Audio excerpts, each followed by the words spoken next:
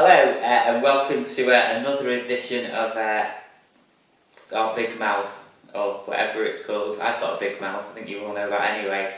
Right, one of the questions that's come in from our good friends at Matmi, I don't know if this has come from Sabine or one of the partners there, was ultimate favourite app and why.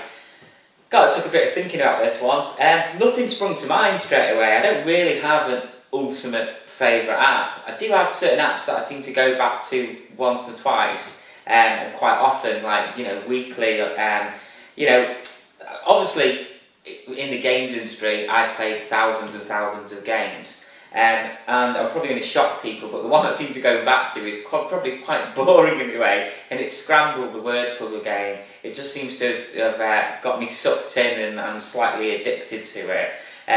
I'm very good at it, which is surprising considering my spelling is horrific, but there you go.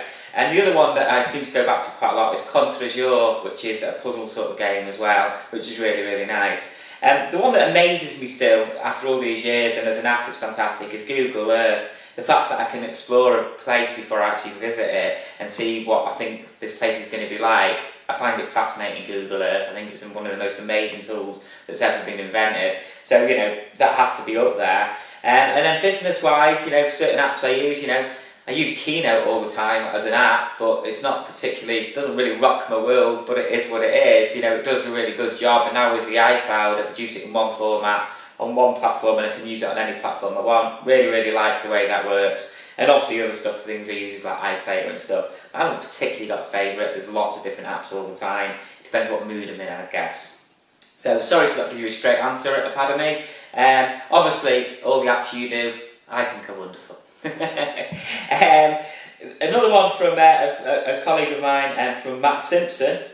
He asks, everywhere data technology like 3G, HSPDA, 4G, Wi-Fi and pocket tablet computing has probably made one of the biggest recent digital impacts on society.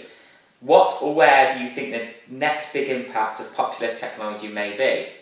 Oh, that's a bloody mouthful, isn't it? One question. It's interesting, obviously, 3G and 4G and all, the fact of mobile and location-based stuff has changed things rapidly, more than we could possibly imagine. If you look back 10 years to where we are now, it's a completely different landscape. And I think obviously that's going to carry on, but the thing that's really exciting and slightly worrying at the same time that's up and coming, stuff like 3D printing, 3D printers that can replicate themselves, a printer that can print itself. That's amazing if you think about how that would work. That's a really, really interesting place. Obviously, robotics is the next big thing. Years and years ago in the 70s, we imagined that we'd have these household robots that would do all these things for us. And it never really came to fruition. It was all a bit ridiculous. And you look at Asimo, the Honda robot, multi-million-pound robot. It's not really something that people are going to afford to have in the house to help them do their own tasks. But recently, I don't know if you've seen the Pepper, the Japanese robot that's coming out, which will probably retail for about £1,000, and it's artificial intelligence is brilliant in it, and it can read your emotions, it understands your language, and you can set it to do tasks, and it can learn from you. That's quite incredible that that's actually coming to market at the end of this year, and obviously that's the first one. The advancements on that are going to be enormous. So, that's very interesting. But then you think about artificial intelligence itself.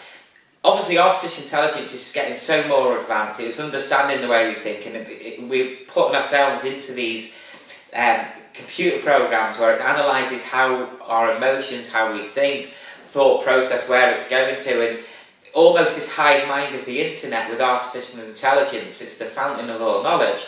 And what's concerning about artificial intelligence is how far it goes. Already you've got facial recognition, you've got stuff that can recognise how you walk, how you're feeling, what your heart rate is, all that sort of stuff. And obviously the control mechanisms that be with artificial intelligence is really concerning. Now, obviously you've got people like Stephen Hawking and stuff that are currently saying we should stop where we are with AI, we shouldn't keep going further, because if we do, it could destroy us all.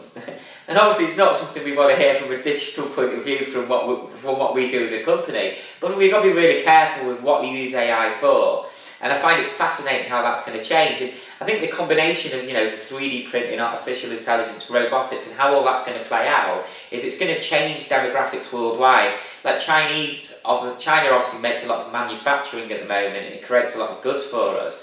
But if we can create the goods ourselves just by printing them, then that's going to massively implicate global economies, how things work. I mean, China makes a lot of plastic things, it makes a lot of little bits of things we need, little parts, but we'll be able to print them. We'll be able to print them in plastic or alloy or metals, lots of different ways. So I think it's fascinating how that's going to affect us, and I think the artificial intelligence is going to change the way we use computers, where we interact with technology, where we interact with more as they are human. An interesting fact on that recently is I've just watched the film Her, which was a really, which could be now. It wasn't set too far in the future, and you can understand how that has an effect, and what is intelligence and what is the human psyche, and if we've got this hive mind with AI, how do we interact with it? So I think, that's where it's going to go next, is through 3D printing, robotics, AI, and how the convergence of all the technology works together. I think that's the next big thing. Moving on to a final question from Sam Lively is, when did you start your second career as Johnny Depp's double, and how did it end? I don't have an answer to that, Sam. Thank you very much. It's been Matmi's Big Mouth. Goodbye.